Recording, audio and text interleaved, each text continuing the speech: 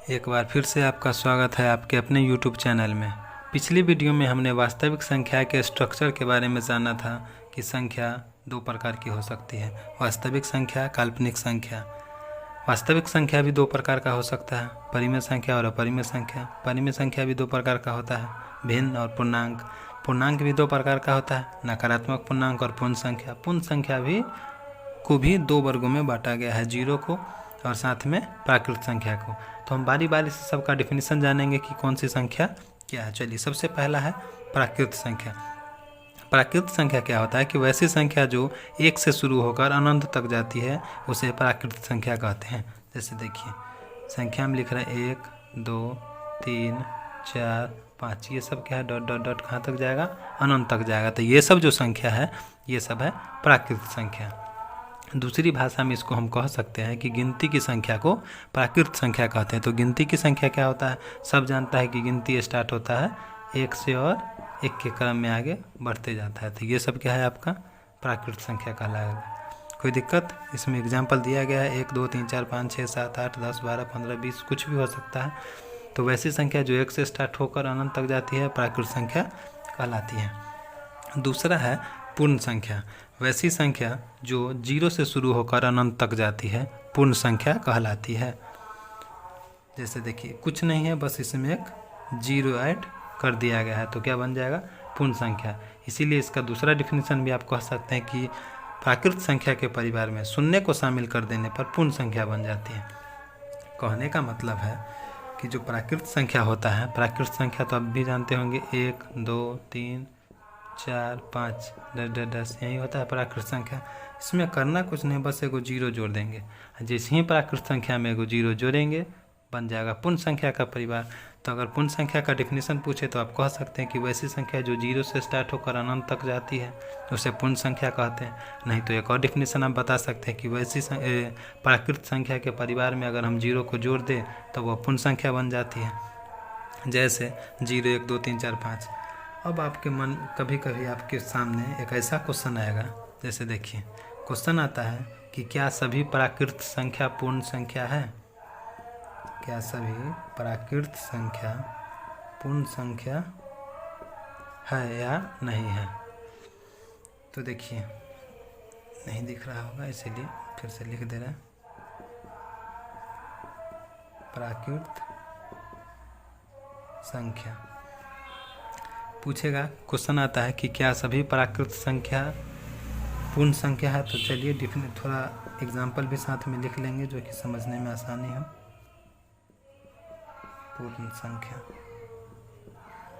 पूर्ण संख्या जो होता है जीरो से स्टार्ट होकर होता है।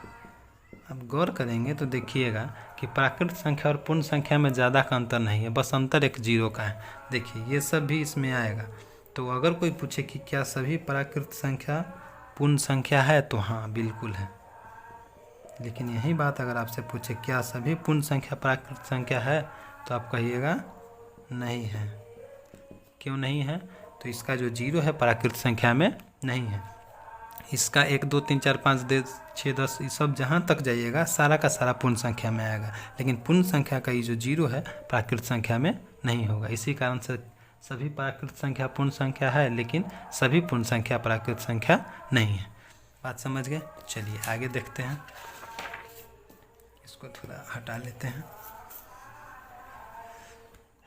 चलिए, उसके बाद जो आता है पूर्णांक संख्या आता है। पूर्णांक संख्या क्या होता है, यदि पूर्ण संख्या के परिवार में ऋणात्मक संख्या जोड़ दिया जाए तब वो पूर्णांक संख्या का परिवार बन जाता है। समझने के लिए आप देखिए, पूर्ण संख्या हम बताएं कि जो संख्या स्टार्ट होता है जीरो से स्टार्ट होता है, ये सब क्या है, पूर्ण संख्या है। कुछ नहीं करना है, बस इसमें ऋणात्मक संख्या जोड़ देना है।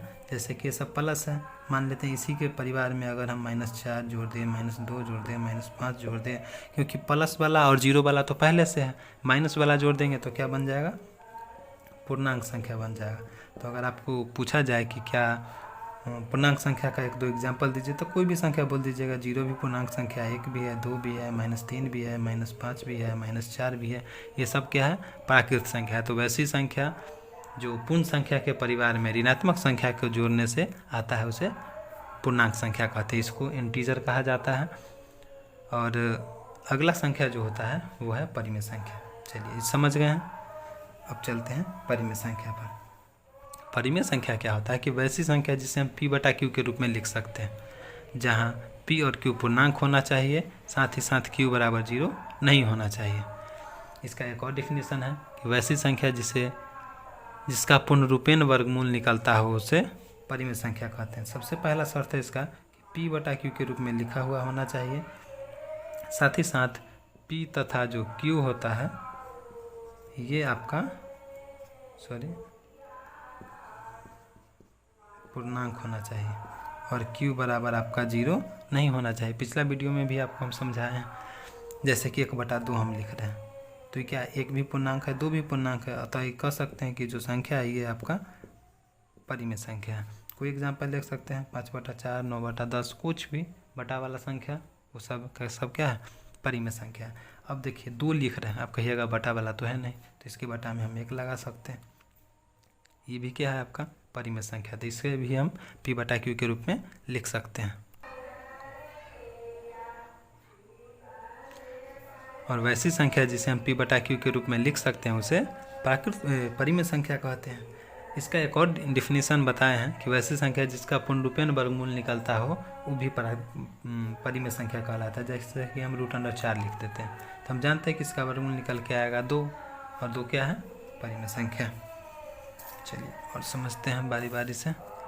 परिमेय संख्या समझ लिए कि वैसी संख्या जिसे हम p बटा q के रूप में लिख सकते हैं, p और q पूर्णांक होना चाहिए और q बराबर 0 नहीं होना चाहिए।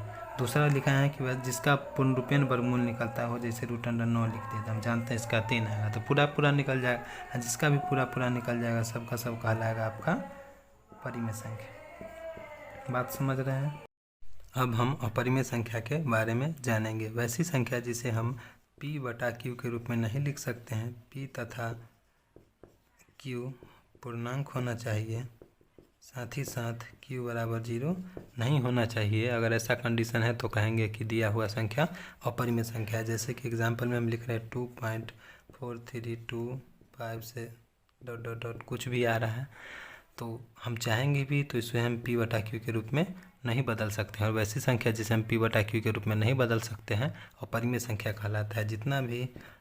वाला होता है सबका सब क्या होता है, अपरिमेय संख्या। दूसरा डिफिनीसन इसका होता है कि वैसा संख्या जिसका पूर्णरूपेण वर्गमूल नहीं निकलता हो उसे अपरिमेय संख्या कहते हैं। जैसे कि हम √3 लिख रहे हैं, तो इसका जो वर्गमूल निकलता है 1.732 ... आता है। कहने का मतलब है कि √3 का पूरा वर्गमूल नहीं निकलता है, और वैसी संख्या जिसका पूरा वर्गमूल नहीं निकलता है उसे अपरिमेय संख्या कहते हैं। एक और एग्जांपल ले लेते हैं √2, इसका जब निकालेंगे तो 1.414 आएगा ... कहने का मतलब है कि 2 का वर्गमूल भी पूरा नहीं निकलता है, और वैसी संख्या जिसका पूरा वर्गमूल नहीं निकलेगा उसे अपरिमेय संख्या कहेंगे। तो अपरिमेय संख्या का 2 डिफिनीसन होता है। वैसी संख्या जिसे हम p बटा q के रूप में नहीं लिख सकते हैं, p और q पूर्णांक होना चाहिए और बटा में 0 नहीं होना चाहिए, वैसी संख्या को हम अपरिमेय संख्या कहते हैं। बटा में 0 क्यों नहीं होना चाहिए, जैसे कि मान लेते हैं कि 2 के बटा में अगर हम 0 लगा दें तो ये मान इन्फिनिटिव के बराबर हो जाएगा, और इन्फिनिटिव कोई भी संख्या नहीं होता है। इसीलिए जो बार जिक्र किया जाता है कि q बराबर 0 नहीं होना चाहिए, क्योंकि किसी भी संख्या के बटा में अगर हम 0 लगाते हैं तो उसका वैल्यू इन्फिनिटिव के बराबर आ जाएगा। बात समझ रहे हैं। चलिए इसको थोड़ा मिटा लेते हैं। आगे अगला है वास्तविक संख्या। वास्तविक संख्या क्या होता है, परिमेय संख्या और अपरिमेय संख्या को अगर हम मिला दें, मान लेते हैं कि एक बॉक्स में परिमेय संख्या रखा हुआ है, दूसरा बॉक्स में अपरिमेय संख्या, दोनों बक्सा को एगो बक्सा में रख के मिला दें, अब पूछेंगे अब क्या है, तो अब ये जो बनेगा ये बनेगा आपका वास्तविक संख्या। बात समझ रहे हैं। वास्तविक संख्या में कितना होता है, एगो होता है परिमेय संख्या और होता है इधर अपरिमेय संख्या। परिमेय संख्या क्या होता है, वैसी संख्या जिसे हम p बटा q के रूप में लिख सकते हैं, जिसका पूर्णरूपेण वर्गमूल निकलता हो उसे परिमेय संख्या कहते हैं।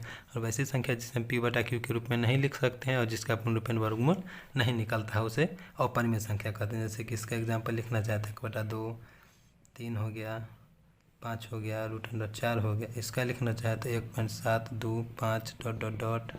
√3, √2 यही सब आएगा। तो वास्तविक संख्या वैसा संख्या होता है, देखिए यहाँ पर लिखा हुआ है, परिमेय संख्या और अपरिमेय संख्या के समूह या परिवार को वास्तविक संख्या कहते हैं। कहने का मतलब है कि परिमेय संख्या और अपरिमेय संख्या को अगर दोनों को हम मिला दें तब जो संख्या बनेगा पूरा का पूरा वास्तविक संख्या बनेगा। क्वेश्चन इसमें भी आता है कि क्या सभी अपरिमेय संख्या वास्तविक संख्या है? तो है। पूछिएगा क्या है कि जितना भी अपरिमेय संख्या है किसी न किसी तरीके से वास्तविक संख्या है ही। एक और क्वेश्चन आता है कि क्या सभी परिमेय संख्या वास्तविक संख्या है? तो इसमें भी कहेंगे हाँ, लेकिन यही बात को अगर उलट दिया जाए कि क्या सभी वास्तविक संख्या अपरिमेय संख्या है, तो कहेंगे नहीं है। और क्या सभी वास्तविक संख्या अपरिमेय संख्या है? तो नहीं है। क्यों नहीं है, बात समझिएगा। देखिए, अपरिमेय संख्या कहेगा अगर वास्तविक संख्या है, तो देखिए वास्तविक संख्या में तो परिमेय संख्या भी है और अपरिमेय संख्या भी है, तो जितना अपरिमेय संख्या होगा सारा का सारा वास्तविक संख्या में होगा। इसीलिए सभी का सभी अपरिमेय संख्या वास्तविक संख्या होता है। सेम कंडीशन परिमेय संख्या के साथ भी है कि जितना भी परिमेय संख्या होगा वास्तविक संख्या में तो होगा ही, तो परिमेय संख्या भी सारा का सारा परिमेय संख्या वास्तविक संख्या होता है। लेकिन यही कंडीशन अगर हम उलट दें, वास्तविक संख्या में तो परिमेय भी है और अपरिमेय भी है, तो कहेंगे कि क्या सभी वास्तविक संख्या, किसी के बारे में कहेंगे तो गलत होगा। क्यों? क्योंकि इसमें दोनों है। हम कहेंगे केवल परिमेय है तो गलत हो जाएगा, केवल अपरिमेय है तो गलत हो जाएगा। बात समझ रहे हैं? वास्तविक संख्या जो होता है परिमेय संख्या और अपरिमेय संख्या का समूह होता है। चलिए, उम्मीद है कि समझ गए होंगे। आगे देखते हैं कुछ महत्वपूर्ण संख्या के बारे में। जैसे कि देखिएगा, अगला है अभाज्य संख्या। वैसी संख्या जिसका केवल और केवल 2 गुणनखंड हो उसे अभाज्य संख्या कहते हैं। देखिए, अभाज्य संख्या क्या होता है? जैसे कि हम कोई संख्या लिखते हैं 2, तो 2 में हम कितना चीज़ से भाग लगा सकते? एक तो 1 से लगा सकते, एक तो 2 से लगा सकते। इसके अलावा कोई और संख्या नहीं है जो 2 को भाग दे सके। तो जिसका भी केवल और केवल 2, ये सब क्या है? गुणनखंड है। तो जिसका केवल और केवल 2 गुणनखंड होगा उसे कहेंगे अभाज्य संख्या। बात समझ रहे हैं? कोई भी संख्या ले लेते हैं, 3 ले लेते हैं, इसका भी 1 और 3 के अलावा कोई नहीं, ये भी कहलाएगा आपका अभाज्य संख्या। इसका एक और डिफिनीशन होता है जो कि कभी कभी फ्लॉप कर जाता है कि वैसी संख्या जो 1 और स्वयं से कटे अभाज्य संख्या कहलाता है। लेकिन गौर कीजिएगा कि मान लेते हैं कोई संख्या 1 है, 1 से भी कटता है। 1 तो बेचारा ही खुद है, नहीं दिख रहा होगा, फिर से दिखाते हैं, मिटाने दीजिए। डिफिनीशन एक होता है कि वैसी संख्या जो 1 और स्वयं से कटे अभाज्य संख्या कहलाता है। जैसे कि 1 लिख दिए, तो हम जानते हैं कि 1 से विभाज्य होगा, 1 तो ये खुद भी है, तो यहाँ पर ही फ्लॉप कर जाएगा क्योंकि ये अभाज्य संख्या नहीं है। 1 न तो भाज्य है, लिखना चाहे तो आप नोट में लिख सकते हैं कि 1 न तो भाज्य संख्या और न ही अभाज्य संख्या, न तो भाज्य संख्या है और न ही अभाज्य संख्या।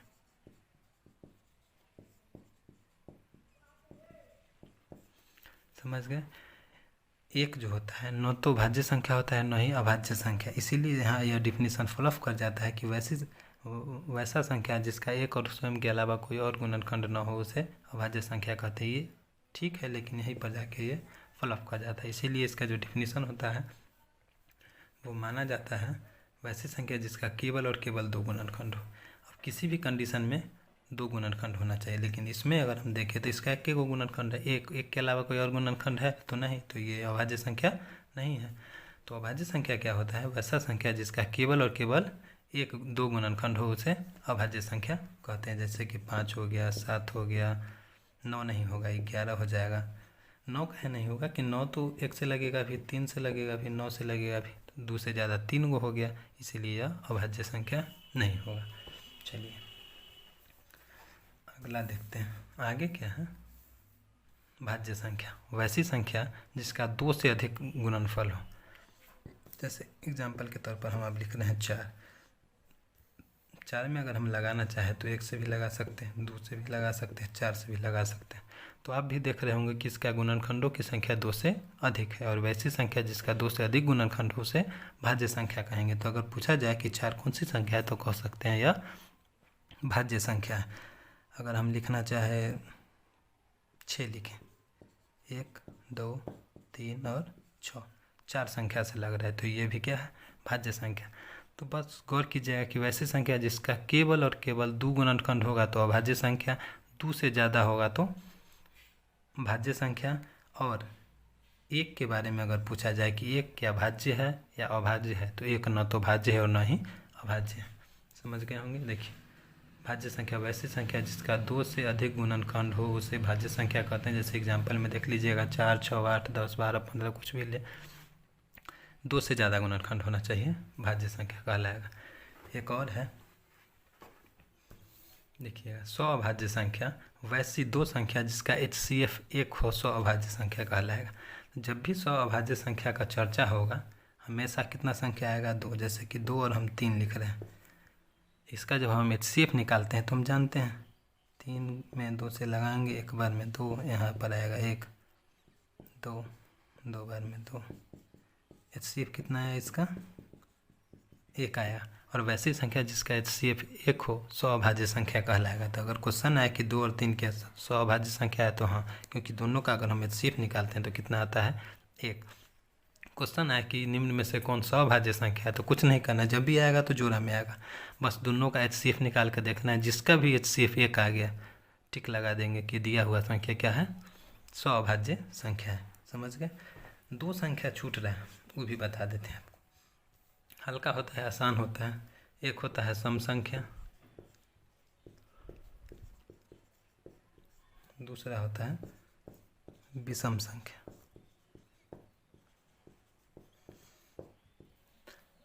हल्का था इसीलिए इसमें नहीं लिखा गया है। सम संख्या क्या होता है कि वैसी संख्या जो 2 से पूरा पूरा कट जाए। पूरा पूरा कटने का मतलब है कि 4, अगर 4 में हम 2 से भाग लगाएंगे तो 2 बार में पूरा का पूरा कट जाएगा। 6 में लगाएंगे, 8 में लगाएंगे, 10 में लगाएंगे, तो वैसी संख्या जो 2 से पूरा पूरा कट जाए सम संख्या कहलाता है। और वैसी संख्या जो 2 से पूरा पूरा न कटे उसे विषम संख्या कहते हैं। जैसे कि 1 हो गया, 3 हो गया, 5 हो गया, 7 हो गया, 9 हो गया। 2 से भाग लगाएंगे तो हर स्थिति में शेषफल बच जाएगा। शेषफल बच जाएगा तो पूरा पूरा नहीं कटा, पूरा पूरा नहीं कटा तो विषम संख्या कहलाएगा। पहचानने का एक और तरीका है, सम संख्या पहचानने का तरीका हम आपको बता रहे हैं कि वैसी संख्या जिसके लास्ट में 0 2 4 6 और 8 हो। अगर इतना संख्या किसी के लास्ट में है और तब पूछे कि कौन सी संख्या है, तो आंख बंद करके कह सकते कि दिया गया संख्या सम संख्या है। बात समझ रहे हैं। दिया गया संख्या सम संख्या है। विषम संख्या को कैसे पहचानेंगे, इसको भी पहचानने का आसान सा तरीका है। देखिए, लास्ट में 1 3 5 7 और 9 होना चाहिए। अगर किसी भी संख्या के लास्ट में 1 3 5 7 9 है तो दिया हुआ संख्या विषम संख्या कहलाएगा। हमने लगभग हर संख्या जो ज़रूरी है लगभग का लगभग ख़त्म हो चुका है।